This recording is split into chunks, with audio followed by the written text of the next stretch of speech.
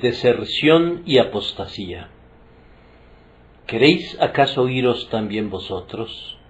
Juan 6:67.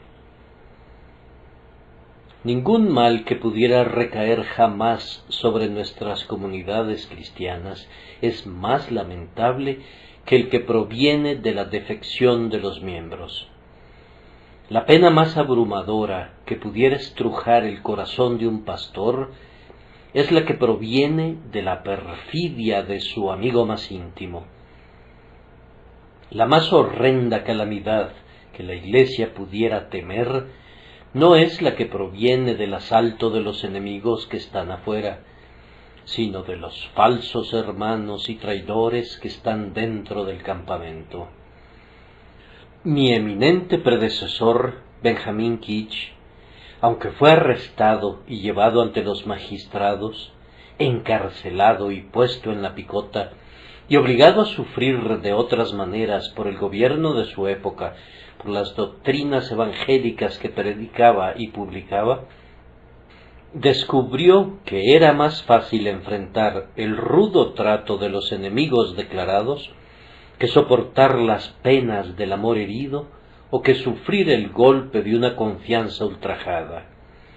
Yo no creo que su experiencia haya sido muy excepcional. Otros santos habrían preferido ser el blanco de los huevos podridos de los aldeanos que de las arraigadas animosidades de los calumniadores. Troya no habría podido ser tomada por el asedio de los griegos afuera de sus muros. Sólo cuando, mediante una estratagema, el enemigo fue admitido dentro de la ciudadela, esa valerosa ciudad fue obligada a claudicar. El demonio mismo no es un enemigo tan sutil para la Iglesia como Judas, cuando después del bocado Satanás entró en él. Judas era un amigo de Jesús. Jesús se dirigía a él como tal. Y Judas dijo: «Salve, maestro», y le besó. Pero fue Judas quien le traicionó. Ese es un cuadro que muy bien podría horrorizarte. Ese es un peligro que bien podría amonestarte.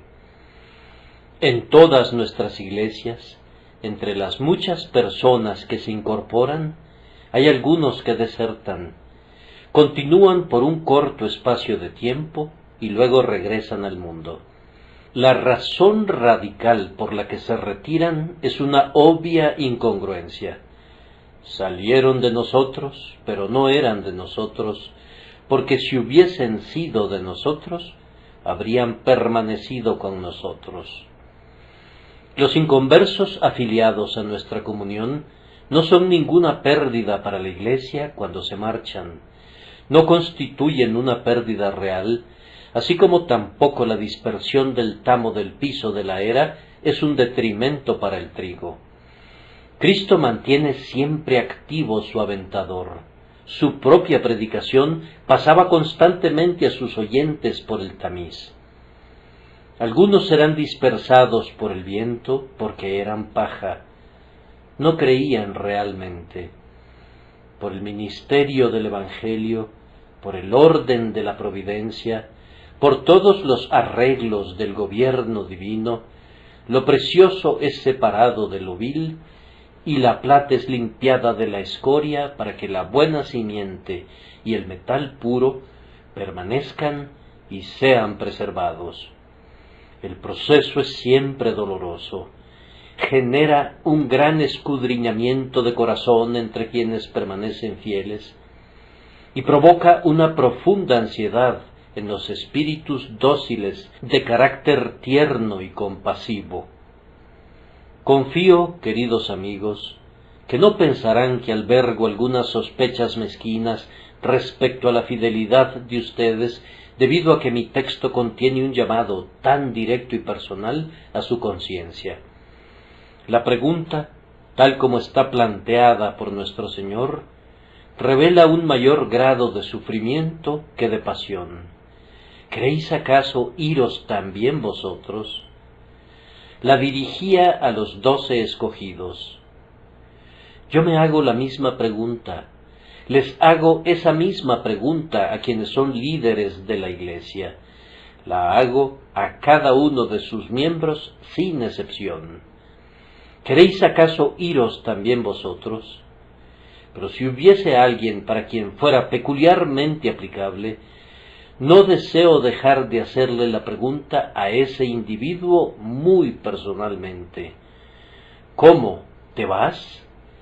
¿Tienes la intención de regresarte? ¿Tienes la intención de irte? Abordemos de manera indirecta la pregunta. ¿Quieren acaso irse también ustedes? También significa igual que otras personas. ¿Por qué se van otras personas? Si tuvieran alguna buena razón, tal vez pudiéramos ver algún motivo para seguir su ejemplo. Miren atentamente, entonces, las diversas causas o excusas para la defección. ¿Por qué renuncian a la profesión religiosa que una vez abrazaron? La razón fundamental es una falta de gracia, una carencia de fe verdadera, una ausencia de piedad vital. Sin embargo, es de las razones extrínsecas que exponen la apostasía interna del corazón con respecto a Cristo, de las que tengo ansias de disertar. ¿Por qué algunos abandonan a Cristo? Hay en estos días algunas personas, como las hubo en tiempos de nuestro Señor, que se apartan de Cristo porque no pueden tolerar su doctrina. Nuestro Señor había declarado más explícitamente que en cualquier otra ocasión anterior la necesidad de que el alma se alimente de Él. Ellos probablemente no comprendieron bien su lenguaje, pero ciertamente se ofendieron por su declaración. Por esto algunos dijeron: «Dura es esta palabra, ¿quién la puede oír?». Entonces ya no andaban con Él. Hay muchos puntos y detalles en los que el Evangelio es ofensivo para la naturaleza humana y repulsivo para el orgullo de la criatura. No tiene previsto agradar al hombre. ¿Cómo podemos atribuir a Dios un propósito semejante? ¿Por qué habría de idear un evangelio que satisficiera los caprichos de nuestra pobre naturaleza humana caída? Dios tenía el propósito de salvar a los hombres, pero nunca tuvo el propósito de complacer sus depravados gustos.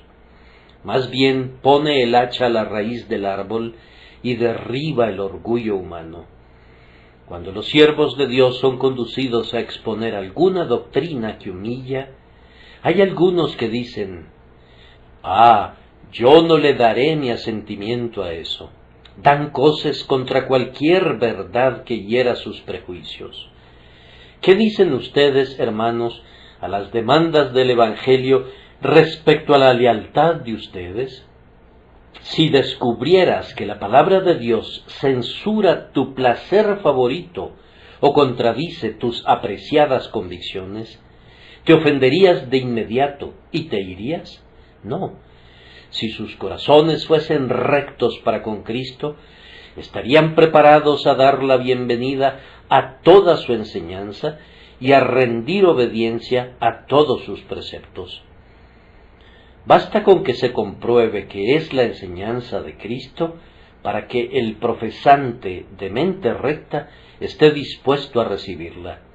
Él aceptará cordialmente lo que es transparente en el texto de la Escritura, diciendo: «A la ley y al testimonio.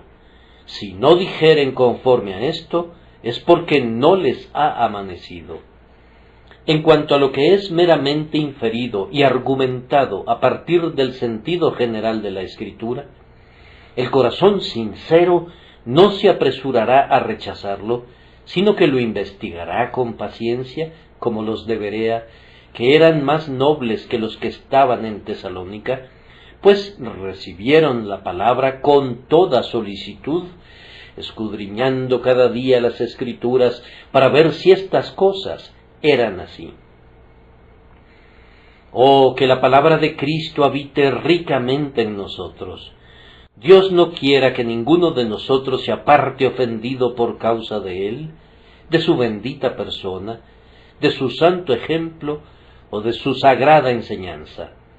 Hemos de estar siempre dispuestos a creer lo que Él dice y prestos a hacer lo que Él manda. Recuerden, hermanos, que la comisión del Evangelio tiene 3 partes a las que el ministro tiene que atender. Primero, debemos ir y predicar el Evangelio. Id y haced discípulos a todas las naciones. Lo segundo es bautizándolos, y lo tercero es enseñándoles que guarden todas las cosas que os he mandado. Como discípulos dispuestos de Jesús, sigamos adelante, oyendo atentamente su voz, siguiendo sus pasos y considerando su voluntad revelada como nuestra suprema ley. Lejos esté de nosotros que nos regresemos, que nos desconsolemos, o que lo abandonemos porque nos hayamos ofendido por sus doctrinas. Hay otros que abandonan al Salvador motivados por las ganancias. Muchos han sido atrapados en esa red. El señor interesado originalmente fue en peregrinación porque pensó que sacaría provecho. Había una mina de plata en el camino y él tenía el propósito de inspeccionarla y ver si se podría obtener la plata, así como la ciudad de oro ubicada más allá. Si mi memoria no me falla, provenía de una familia que se ganaba la vida ejerciendo el oficio de barqueros, mirando en una dirección y remando en la dirección opuesta. Al parecer se esforzaba en la religión, aunque todo el tiempo tenía puesta la mira en el mundo. Estaba a favor de correr con la liebre y cazar con los galgos. Así que cuando llegó al punto donde debía tomar partido por uno o por otro, consideró cuál sería en general el más rentable y renunció a lo que parecía entrañar pérdida y abnegación y se decidió por lo que le ayudaría, como él lo llamaba, a obtener el mayor beneficio y que le serviría para salir adelante en la vida presente. Sinceramente, yo en verdad confío que no haya nadie entre nosotros que no sienta desprecio por el señor interesado y por todos los de su clase. Si quieres hacer dinero, y no tiene por qué haber nada pecaminoso en eso, hazlo honestamente. Nunca te permitas ir en pos de las riquezas bajo la pretensión de religión. Vende tus productos y encuentra un mercado para tus mercancías, pero no vendas a Cristo, ni aceptes el trueque de una primogenitura celestial por un soborno despreciable. Pon los bienes que quieras en el escaparate de tu tienda, pero no pongas una expresión afectada e hipócrita en tu rostro, ni tengas una santa mirada socarrona con miras a convertir en ganancia la piedad. Que Dios nos salve de esa redomada villanía, que nunca tenga un arraigo en nuestro medio. Ni hombre ni ángel pueden discernir la hipocresía, el único mal que camina invisiblemente, excepto para Dios. Se unirá a alguien a una iglesia por la respetabilidad que eso implica, o por la posición que pudiera darle, o por el crédito que pudiera generarle. Pronto descubrirá que no responde a su propósito. Entonces se irá. La probabilidad más grave es que sea echado fuera vergonzosamente. Algunos abandonan a Cristo y se van aterrorizados por la persecución. Hoy en día se supone que no existe tal cosa, pero eso es un error, pues aunque los mártires no son quemados en Smithfield y la Torre de los Lollardos es ahora un lugar para exposiciones, un memorial de tiempos idos, el acoso, la crueldad y la opresión están muy lejos de estar obsoletos. Esposos impíos hacen el papel de pequeños tiranos y no permiten que sus esposas gocen de la religión y más bien amargan sus vidas con una esclavitud irritante. Los patronos, con mucha frecuencia, infligen males sobre sus sirvientes, cuya piedad para con Dios es su único motivo de ofensa. Peor aún, hay obreros que se consideran inteligentes, pero que no pueden permitir que sus compañeros de trabajo tengan libertad para asistir a un lugar de adoración sin que les endilguen burlas y abucheos y crueles vituperios. En muchos casos, nunca es más sonoro el júbilo del taller que cuando se vuelve en contra de un creyente en Cristo. Consideran que es una rara diversión acosar a un hombre que se preocupa por la salvación de su alma. Ellos se autodenominan ingleses, pero ciertamente no son ningún crédito para su país. Miren a esos cobardes malnacidos y maleducados. Por allá está un ateo. Él está enfurecido por sus derechos lastimados, porque el magistrado no quiere creer en su juramento. Él reclama libertad de conciencia para ser un ateo por decisión propia, pero niega el derecho que tiene su compañero para ser un cristiano. Miren a ese pequeño grupo de obreros británicos. Pertenecen a la Sociedad del Quebrantamiento del Día de Guardar. Están haciendo una petición al Parlamento para que se abran museos y teatros los domingos, y al mismo tiempo están acosando a muerte a un pobre sujeto que prefiere ir a la capilla. Ellos dan a conocer el respeto que sienten por ellos mismos mediante los juramentos que expresan, a la vez que revelan su envilecimiento por el escarnio que desfogan en contra de aquellos que se atreven a cantar un himno. Vitorean al borracho como a un compinche y desdeñan al hombre sobrio como a un diablo. Me pregunto por qué no hay un sentimiento más honorable, más buena fe y más verdadera comunión entre nuestros diestros obreros, como para no permitir que un solo individuo sea convertido en el blanco de toda la comunidad. Que Dios les conceda la gracia para soportar persecuciones como esas. Aunque nos hieran en lo más vivo, que aprendamos a tolerarlas con ecuanimidad e incluso a regocijarnos por ser considerados dignos de sufrir por causa del Salvador. Algunos de nosotros hemos tenido que sufrir el desprecio durante muchos años. Lo que hemos dicho ha sido tergiversado constantemente. Lo que nos hemos esforzado por hacer ha sido mal interpretado y nuestros motivos han sido malentendidos. Con todo, henos aquí, tan felices como pudiera estarlo cualquiera fuera del cielo.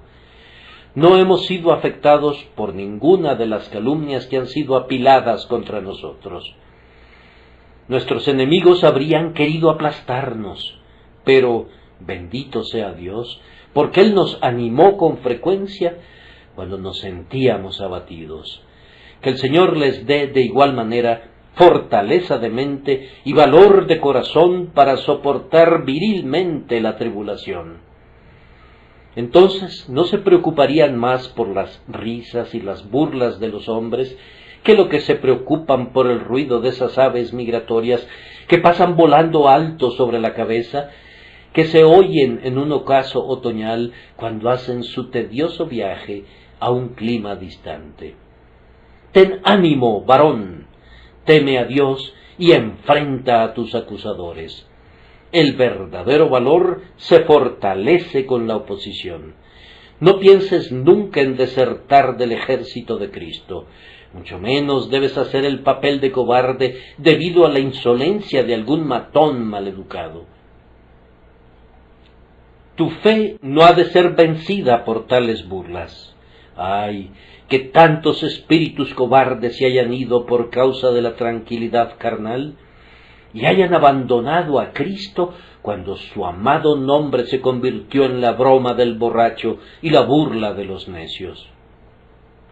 Luego, Hay gente que abandona la verdadera religión por pura veleidad.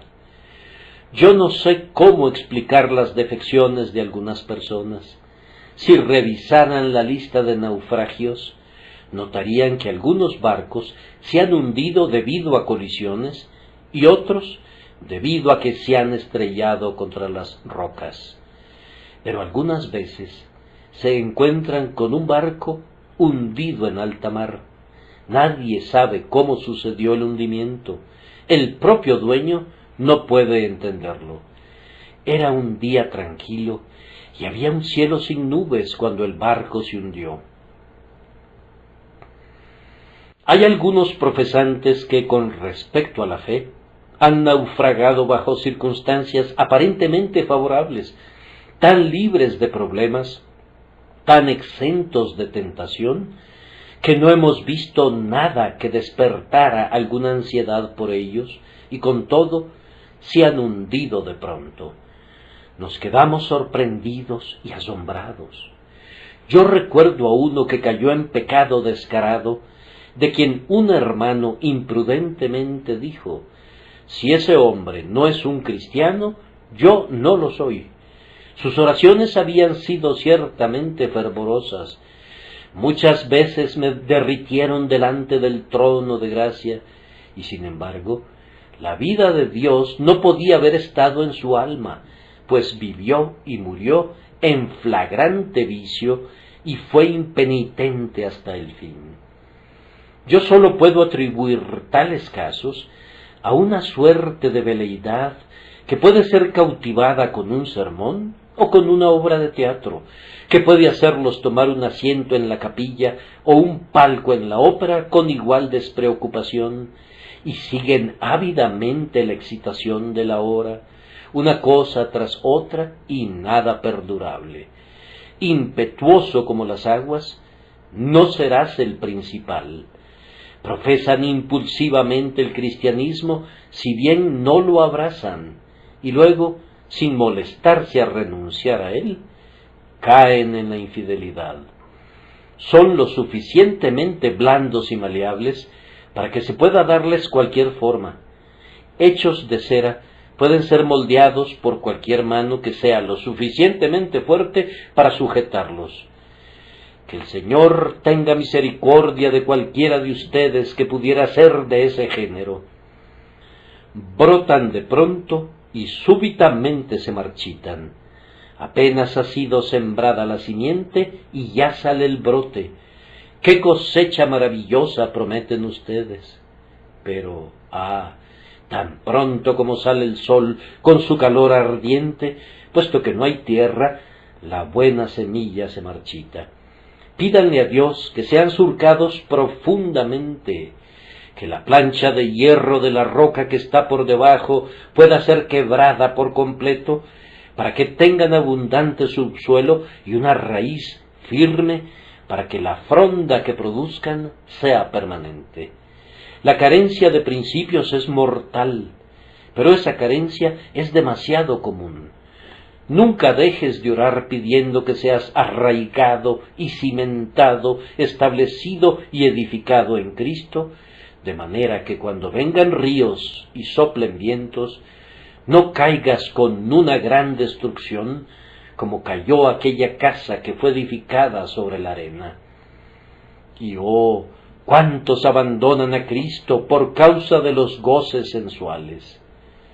No voy a extenderme sobre este punto. Es cierto, sin embargo, que los placeres del pecado fascinan sus mentes por un tiempo, al punto de que sacrifican sus almas en el santuario de la sórdida vanidad.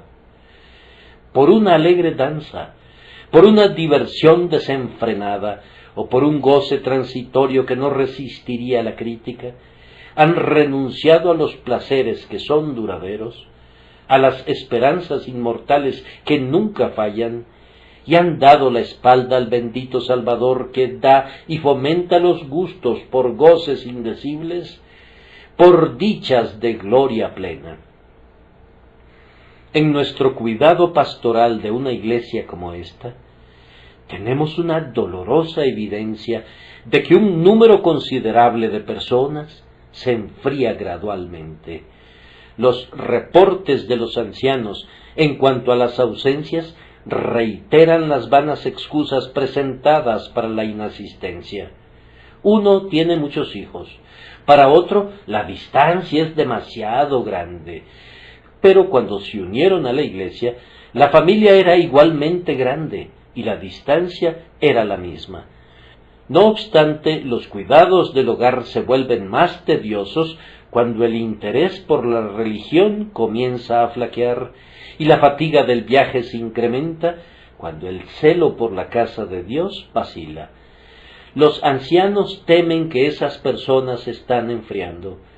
No podemos detectar ninguna transgresión real, pero nos aflige porque hay un deterioro gradual. Le tengo pavor a esa frialdad de corazón. Se introduce subrepticia e insensiblemente y sin embargo muy seguramente en todo el cuerpo. Yo no estoy diciendo que sea más grave que el pecado descarado. No puede serlo. Sin embargo, es más insidioso. Una delincuencia flagrante alarmaría a uno como un ataque al arma a un paciente, pero un lento proceso de rebeldía podría introducirse subrepticiamente como una parálisis en una persona sin despertar sospechas. Es como el sueño que le sobreviene a los hombres en las regiones polares, que si se dieran a él, no se despertarían nunca más. Tienes que estar despierto, pues de otra manera ese letargo seguramente acabará en muerte. Canas le han cubierto y él no lo supo. ¿Acaso no sucede así con algunos de ustedes, queridos amigos? Se están apartando poco a poco. Quien pierde su riqueza poco a poco, entra pronto en bancarrota, y el descubrimiento es doloroso cuando llega el fin. Cuán miserable ha de ser una bancarrota espiritual para aquel que desperdicia gradualmente la propiedad celestial, si alguna vez tuvo una. Que Dios nos preserve de tal catástrofe. Algunos se han apartado porque alegan que lo hicieron por un cambio de circunstancias. Estaban con nosotros cuando sus medios de sustento eran suficientes, si es que no abundantes. Por causa de reveses en el negocio, han caído en su posición social. Debido a eso, no quieren tener comunión con nosotros como solían hacerlo. Ahora puedo decir, desde lo más íntimo de mi alma, que si hay alguna persona que se queda pobre, en lo que a mí respecta, mi opinión de ella no desmerece ni un ápice, ni la tengo en menor estima por empobrecida que pudiera quedarse. No me digas que no tienes vestidos apropiados para venir aquí, pues cualesquiera vestidos por los que hubieres pagado, merecen el respeto. Si no has pagado por ellos, no puedo excusarte. Sé honesto. La lana y las telas de algodón no tienen por qué avergonzarte, pero yo te culparía ciertamente por la excesiva elegancia o por seguir la moda. Siempre me alegra ver a hermanos aquí sentados, como a veces lo hago, vistiendo sus batas de obrero. Un buen amigo es muy conspicuo en esa línea. La impecable blancura de su ropa rural es más bien atractiva. Si pagó por esa ropa, es un hombre mucho más respetable que cualquiera que se haya metido en deudas por un traje de paño fino que no puede pagar. Y yo me alegro al pensar que no estoy expresando meramente mi propio sentimiento, sino una opinión que es compartida por la comunidad entera. Todos nosotros nos deleitamos al ver a nuestros hermanos pobres. Si hay alguno de ustedes que sufra de una sensibilidad propia o que sospeche respecto a nuestras reflexiones, entre más pronto se despoje de ese tonto orgullo, más feliz será. Están celosos por ser considerados respetables. ¿Acaso no saben que un hombre es respetable por su carácter y no por el dinero que tiene en su bolsillo? Otros abandonan a Cristo porque se han vuelto adinerados y se han enriquecido. No escarnecían el pequeño conventículo cuando eran gente sencilla y laboriosa, pero desde que la fortuna les ha sonreído y han cambiado su residencia de la vivienda multifamiliar a una mansión y han podido adquirir un carruaje, se sienten obligados a moverse en otro círculo. A su iglesia parroquial o a alguna iglesia ritualista de su vecindario acuden una vez el día domingo. Ellos engalanan el lugar con su presencia, se muestran en medio de la élite de esa localidad, se inclinan y hacen una reverencia y vuelven su rostro al oriente como si hubiesen nacido para esas etiquetas. Son demasiado respetables para entrar en la pequeña capilla bautista. Reciben visitantes en la tarde, cenan tarde y disipan las horas del domingo en la frívola pretensión de presumir su dignidad. Bien, yo pienso que no hay que lamentar su partida. Cuando se van, no representan ciertamente ninguna pérdida para nadie. Nos lamentamos por ellos como lo haríamos por Demas o Judas. Han caído en una situación opuesta a lo que consideraban que sería su buena fortuna y que ha resultado ser su ruina. Los que tienen principios verdaderos, cuando progresan en el mundo, ven mayor razón para gastar su riqueza y su influencia en ayudar a la buena causa. Los principios prevalecerían sobre la táctica hasta el fin, si en sus corazones creyeran la verdad que es en Jesús. No sería ninguna deshonra para un príncipe ir y sentarse al lado de un indigente, si ambos fueran verdaderos seguidores de Jesucristo. En la antigüedad, cuando nuestros ancestros se reunían en cuevas y guaridas de la tierra, se encontraban con el potentado y con el humilde, con el esclavo y el libre. O cuando, en épocas anteriores, los cristianos se congregaban en las catacumbas, hombres provenientes de la casa de César, ya fuese un jefe, ya un senador, ya un príncipe de sangre real, venían y se sentaban en esas cuevas, iluminados por una débil vela, para oír mientras un varón descalzo pero instruido por el cielo declaraba el Evangelio de Jesús con el poder del Espíritu Santo. Yo estoy seguro de que eran analfabetos, pues al mirar los monumentos que se encuentran en las catacumbas, es raro dar con una inscripción que esté completamente bien escrita. Aunque es lo suficientemente evidente que los primeros cristianos eran un grupo de hombres analfabetos, con todo, quienes eran grandes y nobles no desdeñaban unirse a ellos, ni tampoco lo harían ahora si la luz del cielo brillara y el amor de Dios ardiera en sus corazones. Una doctrina errónea ocasiona que muchos apostaten. Hay siempre una abundancia de eso que ronda por doquier. Los embaucadores engañarán a los débiles, y algunos han sido apartados por la duda moderna, y la modesta infidelidad tiene sus partidarios. Comienzan precavidamente leyendo obras con miras a responder al escepticismo científico o intelectual. Leen un poco más y se sumergen un poco más hondo en el turbio torrente porque sienten que son muy capaces de oponerse a la insidiosa influencia. Prosiguen hasta que al fin se quedan perplejos. Ellos no acuden a aquellos que podrían ayudarles con sus escrúpulos, sino que continúan a la deriva hasta que al fin han perdido su punto de apoyo, y aquel que dijo que era un creyente termina en un completo ateísmo, dudando incluso de la existencia de un Dios. O que aquellos que son bien instruidos se contentaran con su enseñanza. ¿Por qué inmiscuirse en herejías? ¿Qué pueden hacer sino contaminar sus mentes? Si me quedara ennegrecido, imagino que podría lavar todas las suciedades, pero lamentaría ennegrecerme para poder lavarme. ¿Por qué habrías de ser tan necio como para ir a través de estanques de enseñanza perniciosa meramente porque piensas que es fácil lavarte de su contaminación?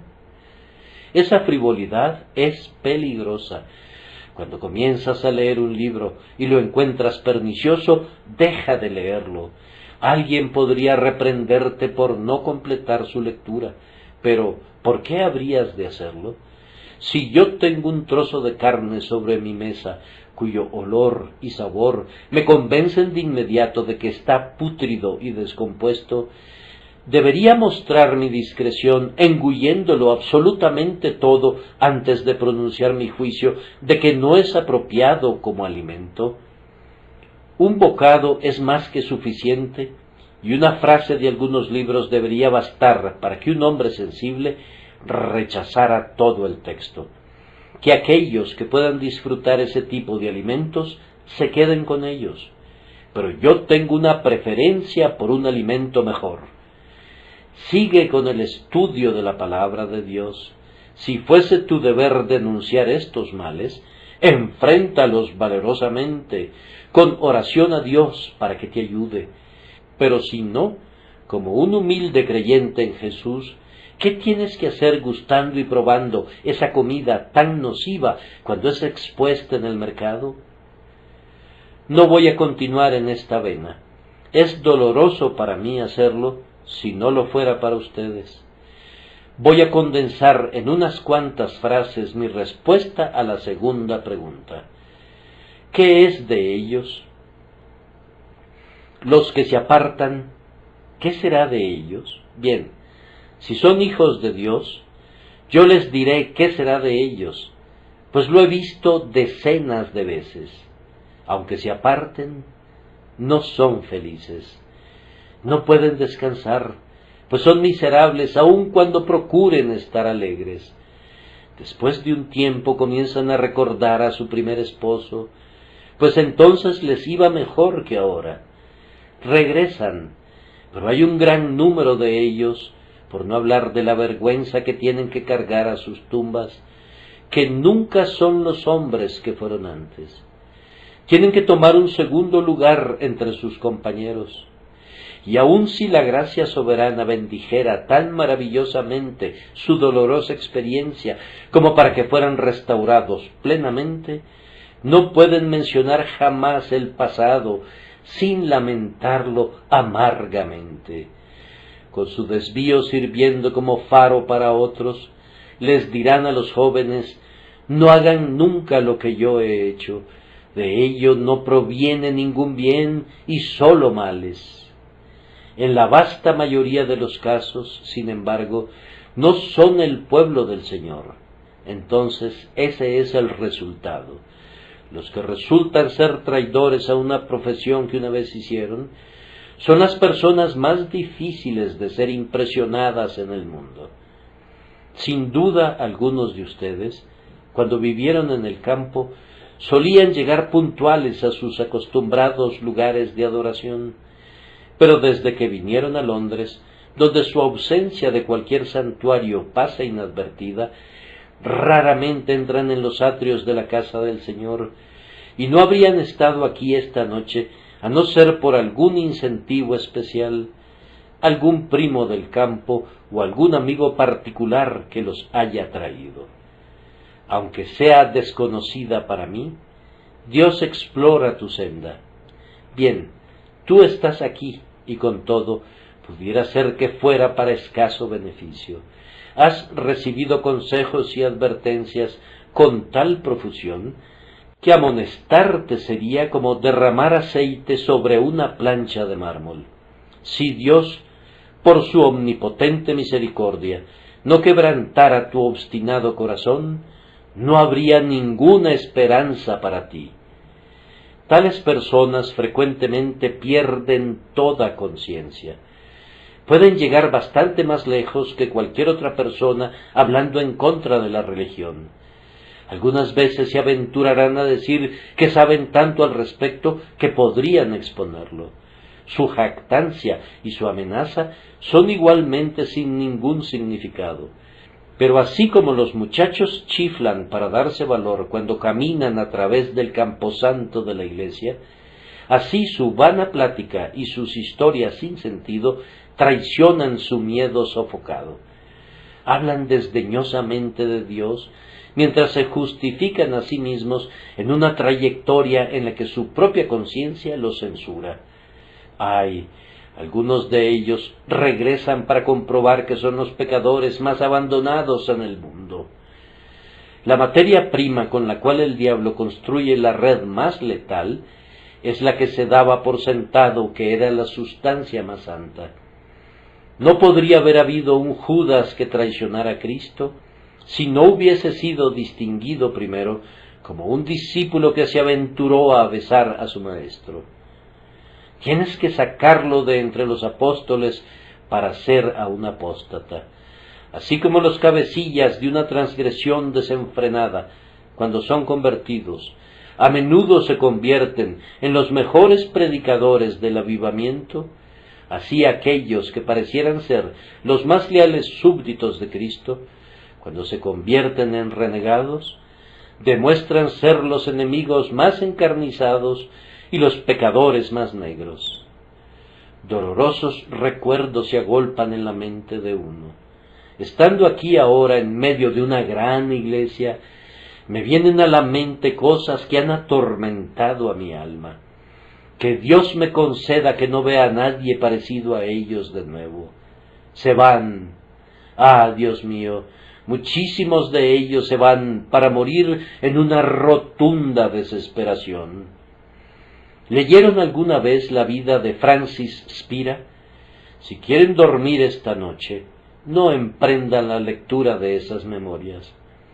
¿Leyeron alguna vez la vida de John Child, un ministro bautista que vivió aproximadamente hace 200 años?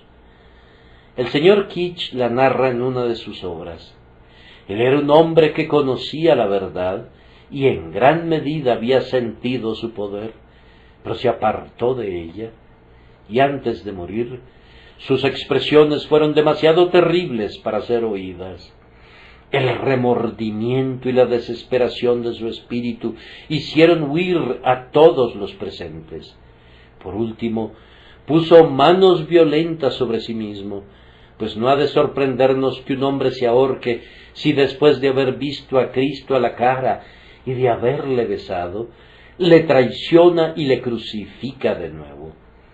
Comer a la mesa del Señor, beber de esa copa de bendición, tener compañerismo con los santos, unirse a sus oraciones y a sus himnos, profesar ser un discípulo de Cristo y luego volverse y no andar más con Él, es aventurarse en un curso que conlleva un peligro que no es ordinario.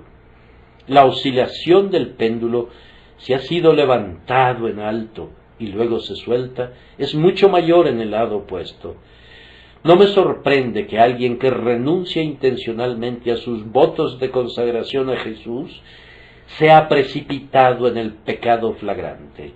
Y oh, cuando sus ojos son abiertos y su conciencia es despertada, cómo desea no haber nacido nunca.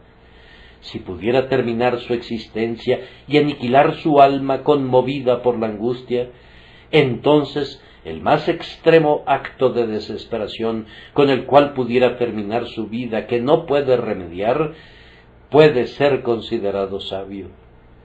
Pero no, eso es imposible. No puede encontrar el alivio que busca cuando da el terrible salto desde el sufrimiento de aquí a una forma agravada de miseria en el más allá, 10,000 veces peor de soportar. Sella su destino y hace segura su condenación al tiempo que levanta contra sí mismo una mano asesina. Me dirijo a alguien aquí desprovisto de todo rayo de esperanza y temblando al borde de la fría desesperación. Espera, yo quisiera clamar a tu oído. No te hagas ningún daño, no te puedes hacer ningún bien, no pienses curar tus dolores cometiendo otro crimen. Fue una locura huir así de la luz viva y hundir tu alma culpable en la noche sin fin. Mientras haya vida, hay esperanza. Jesucristo puede perdonarte. Regresa a Él. Él puede lavarte en su sangre. Él puede limpiarte aunque tu pecado sea como la grana. Pero, no lo tomes a la ligera, no te tardes. No te demores por más tiempo en tu presente condición. De lo contrario, pudiera ser que colmes la medida de tus iniquidades antes de que te des cuenta, y podrías gustar, aún en este mundo, algún comienzo de la ira venidera. Si no fueras rescatado muy rápidamente como un trofeo de la gracia, te podrías convertir en un monumento de la ira de Dios, en un faro para disuadir a otros para que no se atrevan a apartarse. Hablo solemnemente, no puedo evitarlo.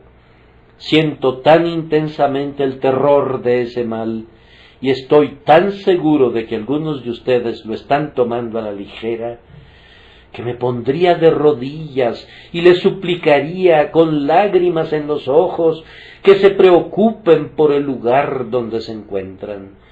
Van avanzando en un plano inclinado y están yendo hacia abajo y hacia abajo y hacia abajo.